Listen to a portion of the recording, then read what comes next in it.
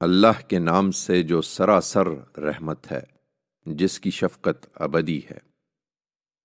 تیوری چڑھائی اور منہ پھیر لیا اس پر کہ اس کی مجلس میں وہ نابینا آ گیا۔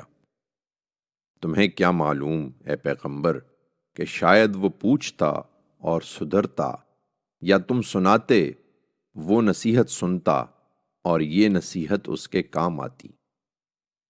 یہ جو بے پرواہی برتتے ہیں ان کے تو تم پیچھے پڑتے ہو، درحالے کہ یہ اگر نہ سدھریں تو تم پر کوئی ذمہ داری نہیں ہے۔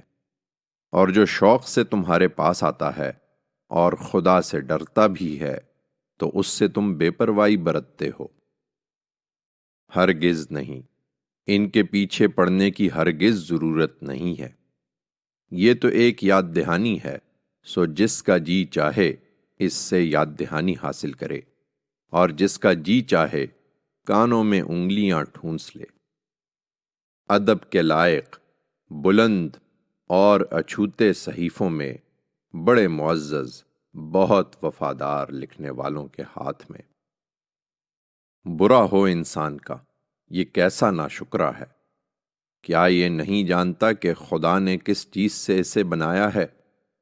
پانی کی ایک بوند سے اسے بنایا ہے، پھر اس کی تقدیر ٹھہرائی ہے، پھر زندگی کی راہ اس کے لیے ہموار کی ہے، پھر اسے موت دی، پھر قبر میں رکھوایا ہے۔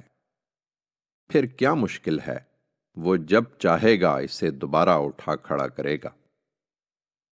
ہرگز نہیں، اسے چھوڑ نہیں دیا جائے گا۔ اس کے پروردگار نے جو اسے فرمایا ہے وہ اس نے ابھی تک پورا نہیں کیا ہے۔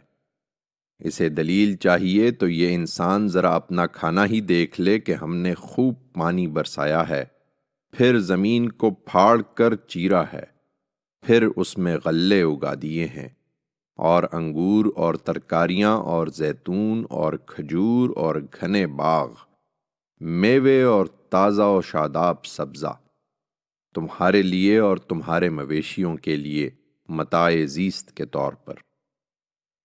اس لیے جب وہ کانوں کو بہرا کر دینے والی آ جائے گی تو ان سے پوچھو کہ پھر کدھر جائیں گے۔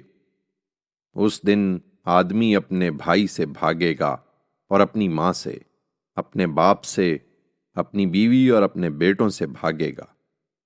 اس دن ہر شخص کو ان میں سے اپنی اپنی پڑی ہوگی۔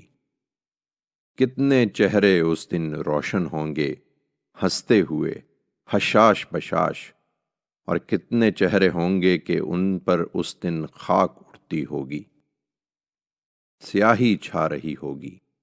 یہی منکر، یہی نافرمان ہوں گے۔